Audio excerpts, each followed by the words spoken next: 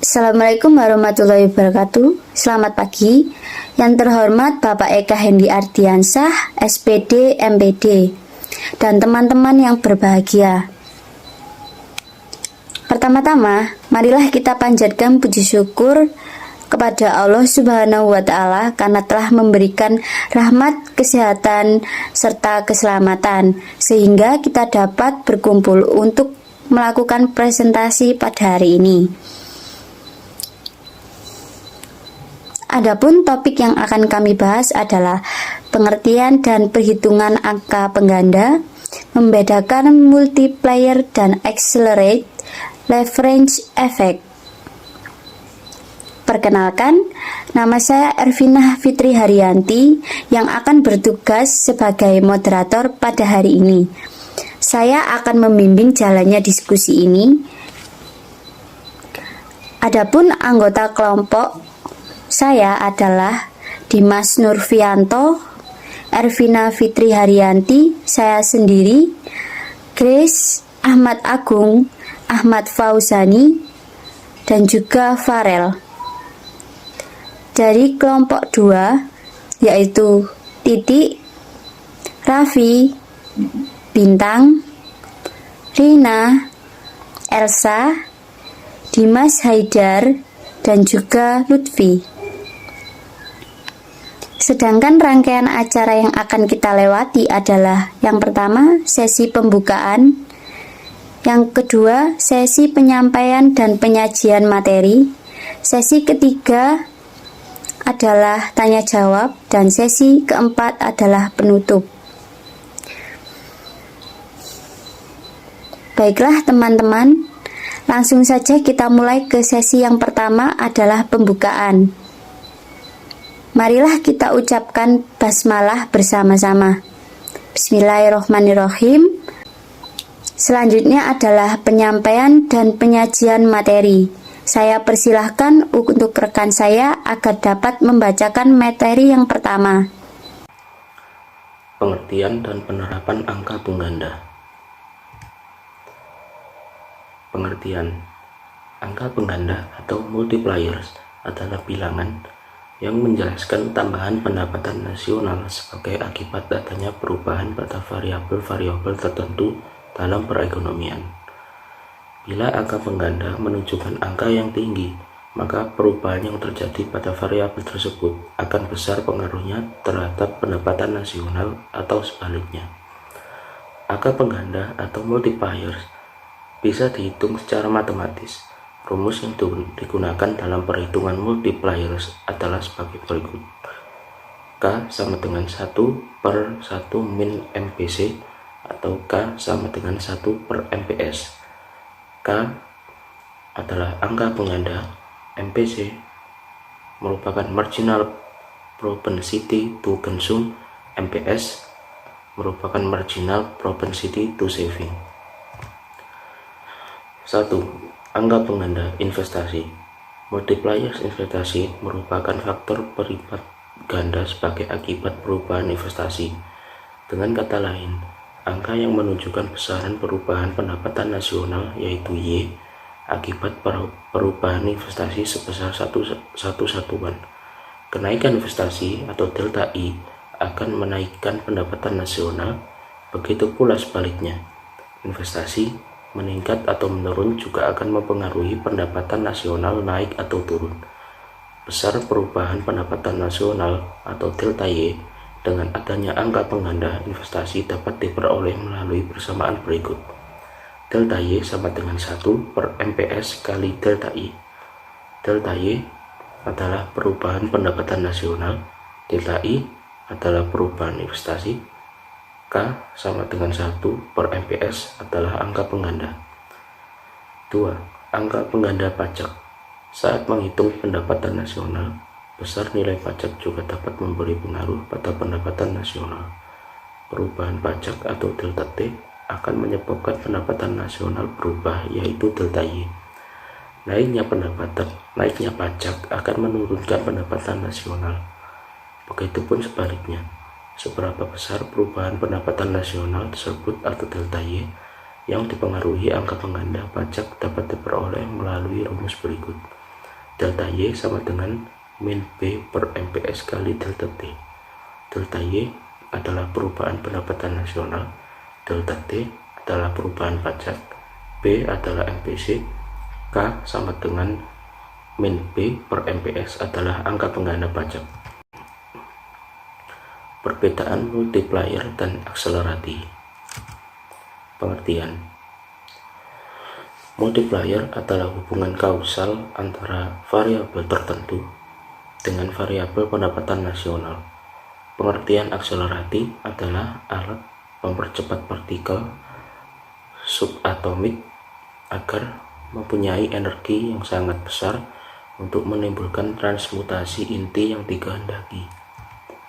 Faktor yang mempengaruhi multiplier: spending periode, hause atau konjungtur tinggi, investasi, konsumsi, pengeluaran negara.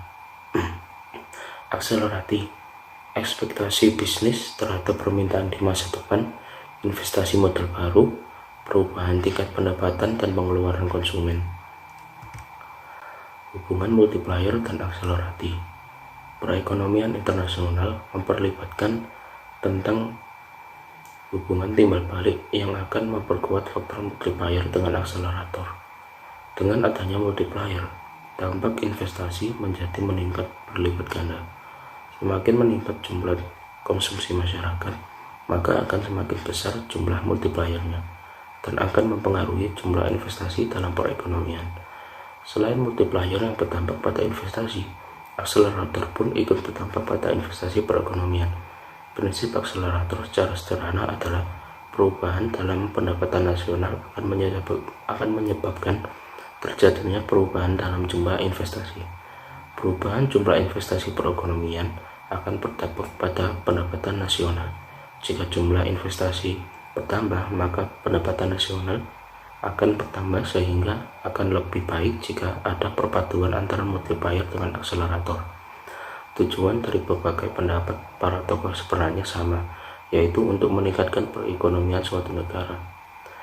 Teori ekonomi modern yang diungkapkan oleh beberapa tokoh ekonomi seperti yang telah diuraikan di atas telah kita praktikkan dalam kehidupan sehari-hari.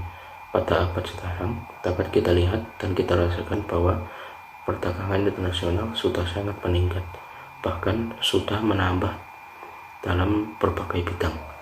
Setiap negara berlomba-lomba untuk menciptakan produk yang baru yang bisa memenuhi kebutuhan manusia. Materi selanjutnya adalah leverage effect yang akan dijelaskan oleh teman kami, Farel. Leverage adalah penggunaan aset dan sumber dana oleh perusahaan yang memiliki biaya tetap dengan maksud agar meningkatkan keuntungan potensial pemegang saham. Perusahaan yang memiliki biaya operasional tetap atau biaya modal tetap, maka perusahaan tersebut menggunakan leverage. Penggunaan leverage dapat menimbulkan beban dan risiko bagi perusahaan, apalagi jika keadaan perusahaan sedang memburuk. Di samping perusahaan harus membayar beban bunga yang semakin membesar, kemungkinan perusahaan mendapat penalti dari pihak ketiga pun bisa terjadi. Jenis-jenis leverage. 1. Leverage operasi adalah seberapa besar perusahaan menggunakan beban tetap operasional. Menurut Samsudin, leverage operasi adalah kemampuan perusahaan di dalam menggunakan fixed operational cost untuk memperbesar pengaruh dari perubahan volume penjualan terhadap earning before interest and tax. Financial leverage adalah penggunaan sumber dana yang memiliki beban tetap dan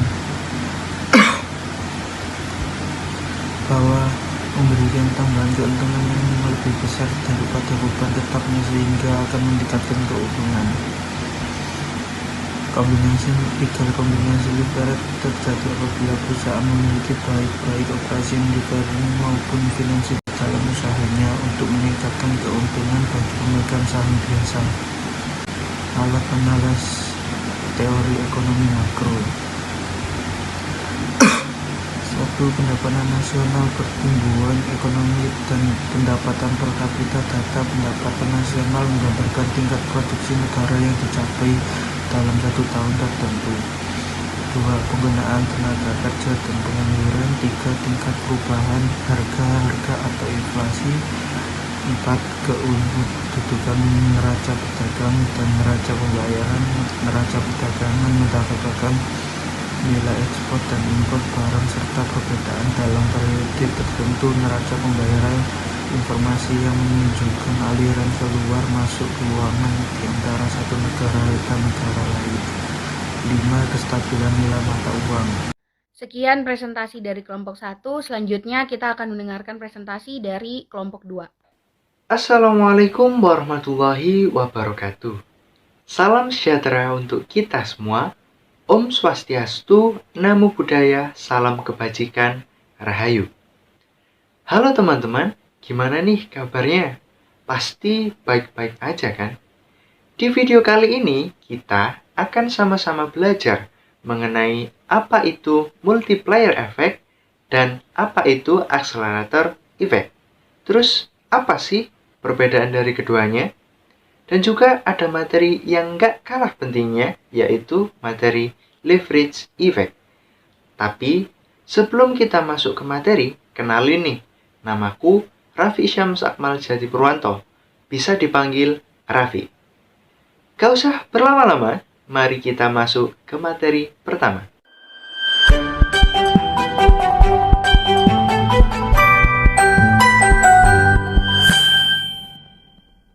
Multiplier effect. Keberadaan multiplier effect ini awalnya diusulkan oleh mahasiswa dari Bapak John Maynard Keynes yang bernama Richard Kahn pada tahun 1930 dan diterbitkan pada tahun 1931. Penjelasan dari multiplier effect itu sendiri adalah suatu koefisien atau angka yang dapat menjelaskan besarnya tambahan pendapatan nasional sebagai akibat dari adanya tambahan variabel tertentu dalam suatu perekonomian. Dengan kata lain, multiplier effect ini memiliki pengaruh yang luas yang ditimbulkan oleh satu kegiatan dan selanjutnya dapat mempengaruhi kegiatan lainnya. Fungsi dari multiplier effect ini yang paling banyak digunakan adalah efek berganda pada investasi, pengeluaran pemerintah, pajak, dan subsidi pemerintah. Dengan adanya investasi yang dilakukan pemerintah, akan memberikan dampak pengganda yang sangat besar bagi peningkatan pendapatan dan konsumsi masyarakat. Dalam mempelajari ekonomi makro, kita tentunya akan sering menjumpai dua konsep dari multiplier ini, antara lain spending multiplier dan money multiplier. Mari kita bicarakan mengenai spending multiplier. Supaya lebih mudah, aku punya perumpamaan nih. Misalkan, pada saat pemerintah mengeluarkan uang untuk dibayarkan kepada seseorang, maka uang tersebut sebagian akan ditabung dan sebagian lagi akan digunakan untuk konsumsi. Kemudian, uang yang dikonsumsikan tersebut akan menjadi pendapatan bagi orang lain. Oleh orang lain itu, pendapatan tersebut sebagian akan ditabung dan sebagian lagi akan digunakan untuk konsumsi juga. Lalu, hal tersebut akan terjadi pada orang lainnya secara terus-menerus dan berulang-ulang. Jadi, itulah yang disebut sebagai multiplier effect. Hasil akhirnya adalah uang yang dikeluarkan akan menjadi berlipat ganda, dan uang tersebut akan menjadi pendapatan berganda pula bagi orang lain. Multiplier effect ini juga memiliki perumusan, teman-teman. Bagaimanakah perumusan tersebut? Perumusan multiplier effect yaitu K sama dengan 1 dibagi dengan 1 kurang MPC, di mana K adalah koefisien dari multiplier. Supaya lebih mudah dalam memahami perumusan ini, ayo kita sama-sama mengerjakan contoh kasus yang sudah aku siapin nih. Contoh kasus yang pertama. Diasumsikan bahwa MPC sebesar 0,8 dan pemerintah ingin melakukan spending to increase sebesar 30 juta. Pertanyaan pertama adalah, berapa banyak koefisien multipliernya? Lalu, pertanyaan kedua, berapa banyak pengeluaran awal yang harus dilakukan oleh pemerintah agar dapat mencapai tujuan sebesar 30 juta? kita bisa langsung memasukkan pada rumus, yaitu K sama dengan 1 dibagi 1 dikurang 0,8. Lalu, 1 dikurang 8 sama dengan 0,2. Maka, 1 dibagi 0,2 sama dengan 5. Jadi, koefisien multipliernya adalah 5.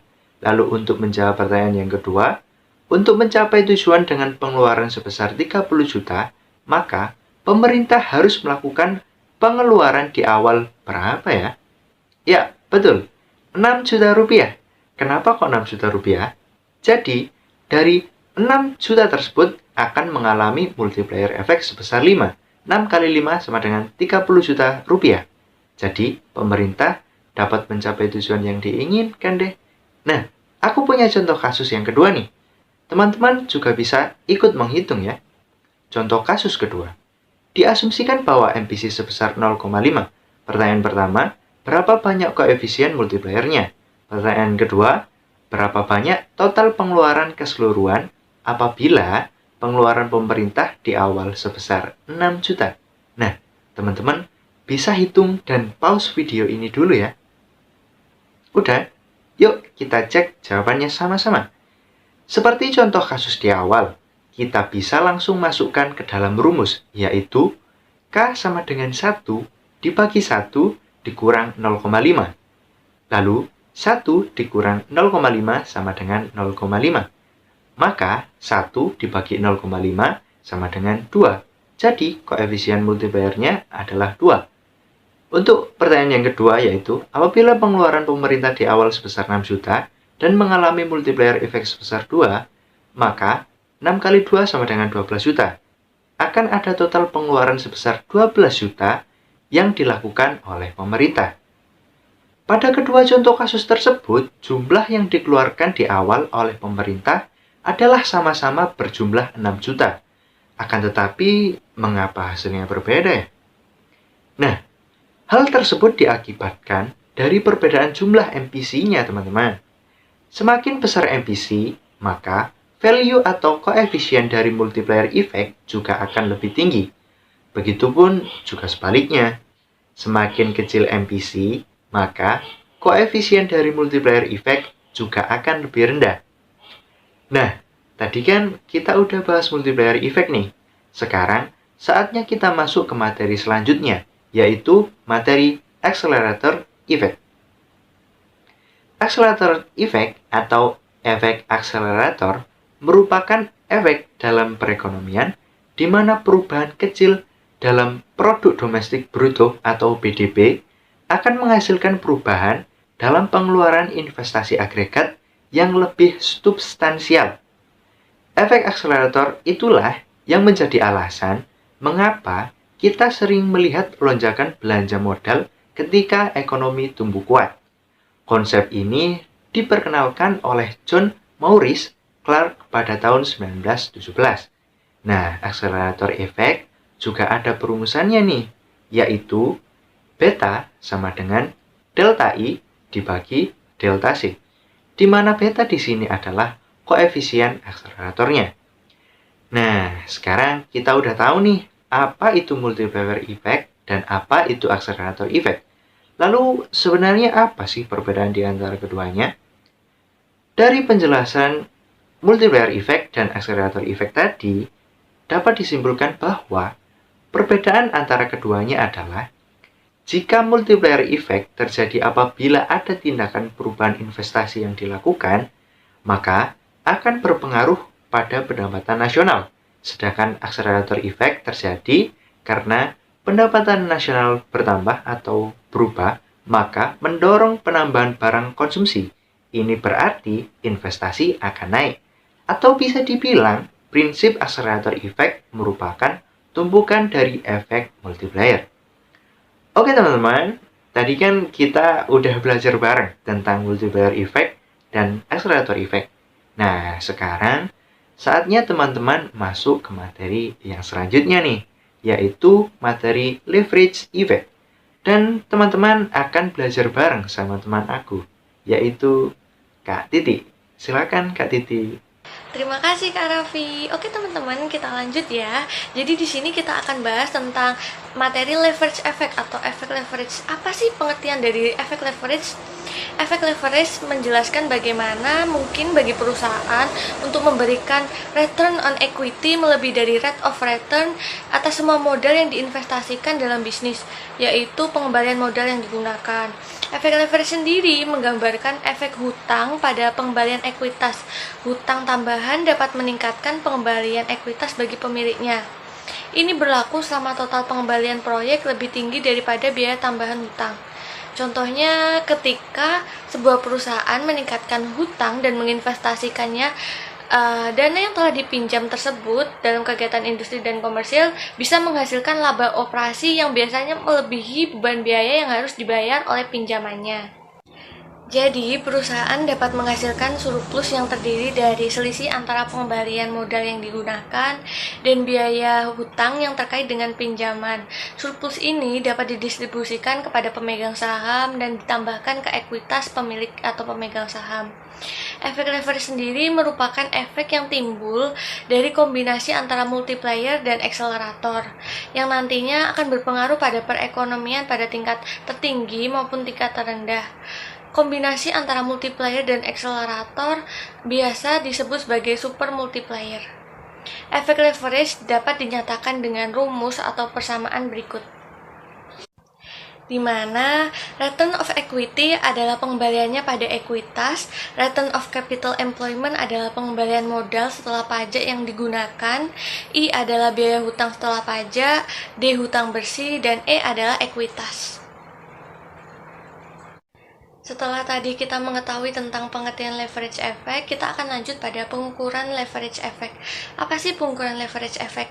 Pengukuran leverage effect sendiri adalah pengukuran yang bertujuan untuk mengetahui seberapa besar resiko yang dapat dialami perusahaan tertentu. Resiko bisnis ini mengacu pada varians pendapatan yang diharapkan dapat dilihat oleh bisnis dan seberapa sensitif pendapatan bersih terhadap perubahan pendapatan. Pengukuran efek leverage bertujuan untuk menunjukkan bagaimana biaya tetap dan biaya variabel dapat mempengaruhi profitabilitas ketika pendapatan berubah. Pengukuran leverage effect dibagi atas 3. Yang pertama yaitu pengukuran efek leverage operasional, lalu ada pengukuran efek leverage keuangan, dan yang ketiga adalah pengukuran efek leverage total. Efek leverage operasional biasanya digunakan untuk menghasilkan perkiraan bagaimana perubahan return of asset atau pengembalian aset dan laba bersih terkait dengan perubahan volume penjualan. Ukuran ini sangat berguna untuk bisnis yang beroperasi dengan biaya tetap yang cukup tinggi dan yang cenderung melihat sedikit perbedaan pada pendapatan mereka. Untuk menghitung operational leverage effect digunakan rumus berikut. Jadi, jika sebuah perusahaan melaporkan efek leverage yang lebih besar dari 1, maka perusahaan tersebut dapat dikategorikan sebagai perusahaan dengan biaya tetap. Pentingnya leverage efek operasional tergantung bagaimana kita melihatnya dengan perusahaan lain. Dan juga dari waktu ke waktu memungkinkan kita bisa memperoleh wawasan tentang bisnis. Akan tetapi, jika operational leverage effect sama dengan 1, maka biaya yang ada di perusahaan dikategorikan sebagai biaya variabel. Dengan demikian, peningkatan atau penurunan penjualan akan menyebabkan peningkatan atau penurunan yang proporsional pada return of asset. Yang kedua yaitu pengukuran efek leverage keuangan. Organisasi yang memanfaatkan utang dalam struktur modal, mereka biasanya menghindari lebih banyak resiko bisnis daripada organisasi yang dibiayai ekuitas murni. Karena perusahaan-perusahaan semacam itu diwajibkan untuk melakukan pembayaran bunga secara teratur kepada pemberi pinjaman. Mereka juga banyak dimanfaatkan secara operasional. Hal ini dikarenakan akan selalu ada pengaturan atau pengurasan kas pembayaran bunga yang dapat menghambat profitabilitas perusahaan. Hal ini dikarenakan investor menganggap perusahaan yang banyak menggunakan pembiayaan utang lebih beresiko. Ini karena semakin banyak hutang yang diambil, perusahaan akan semakin tinggi tingkat kemungkinan tidak bisa membayar atau gagal membayar pinjamannya. Untuk menghitung pengukuran leverage efek keuangan, kita bisa menggunakan persamaan atau rumus berikut. Ukuran leverage efek keuangan dapat digunakan untuk mengukur sensitivitas laba bersih terhadap laba operasional. Item utama yang dapat digunakan adalah angka-angka pembayaran bunga perusahaan, pajak, dan depresiasi, serta amortisasi. Biaya tersebut sangat bergantung pada struktur modal perusahaan, yang bertujuan untuk mengukur tingkat leverage keuangan yang dihadapi bisnis berdasarkan struktur modalnya. Misalkan leverage efek keuangan pada bisnis tertentu adalah 1,5. Artinya jika pendapatan operasionalnya meningkat 10%, maka laba bersihnya akan meningkat juga 15%. Kita bisa menemukan efek pada laba bersih dengan mengalihkan perubahan pendapatan operasional dengan nomor leverage efek keuangan. Yang ketiga yaitu pengukuran leverage efek total. Total leverage efek adalah kombinasi antara leverage efek keuangan dan juga operasional leverage effect. Itu dapat dihitung dengan persamaan berikut. Ukuran total leverage effect keuangan menggabungkan antara leverage effect finansial dan leverage effect operasional menjadi satu angka yang bertujuan untuk mencakup keseluruhan keadaan leverage bisnis. Total leverage effect memperhitungkan semua leverage keuangan dan operasional yang dihadapi bisnis dan mengukur resiko bisnis perusahaan secara keseluruhan. Total leverage effect dapat dihitung untuk beberapa perusahaan di industri yang sama untuk melihat bisnis mana yang paling berpengaruh. Contoh kasus pada efek leverage terbagi atas dua, yaitu efek leverage positif dan efek leverage negatif. Efek leverage positif yaitu jika pengembalian proyek adalah 5% dan bunga atas utang adalah 3%, layak untuk meningkatkan lebih banyak modal utang. Hal ini karena perusahaan hanya perlu membayar 3% atas modal yang diperolehnya, tetapi menghasilkan pengembalian total sebesar 5%. Oleh karena itu, modal ekuitas yang lebih sedikit dapat diperlukan untuk proyek tersebut. Maka modal tersebut dapat digunakan secara lebih efektif dan ekonomis. Hal ini menghasilkan pengembalian ekuitas yang lebih tinggi. Contoh efek leverage negatif adalah jika bunga utang melebihi total pengembalian proyek. Lebih sedikit uang yang dihasilkan dengan bantuan pembiayaan utang. Ini mengurangi pengembalian ekuitas. Dengan total pengembalian 5% dan bunga hutang 6%, kita harus membayar lebih untuk modal tambahan daripada yang bisa kita peroleh dengannya. Oke teman-teman, mungkin cukup sekian penjelasanku tentang leverage effect dan lain sebagainya. Kurang lebihnya aku mohon maaf. Kita ketemu lagi di lain kesempatan. Jangan lupa like, komen, dan subscribe. Bye-bye guys. Selanjutnya adalah sesi tanya jawab. Pada sesi kali ini akan diambil 3 pertanyaan di setiap sesinya dengan ketentuan penanya terlebih dahulu mengangkat tangan atau raise hand. Lalu moderator akan mempersilahkan penanya untuk memberikan pertanyaan. Lalu kelompok kami akan mendiskusikan jawaban dari penanya selama 5 menit, lalu menyampaikan penjelasan dari pertanyaan yang telah ditanyakan oleh penanya. Langsung saja dipersilahkan untuk para audiens untuk bertanya pada sesi kali ini. Baiklah, teman-teman semua, sesi tanya jawab saya tutup. Lanjut ke sesi berikutnya. Sesi berikutnya adalah sesi penutup. Demikian presentasi dari kelompok kami. Mari kita mengucapkan alhamdulillah. Saya sebagai moderator mohon maaf atas kekurangannya dan terima kasih untuk perhatiannya. Wassalamualaikum warahmatullahi wabarakatuh.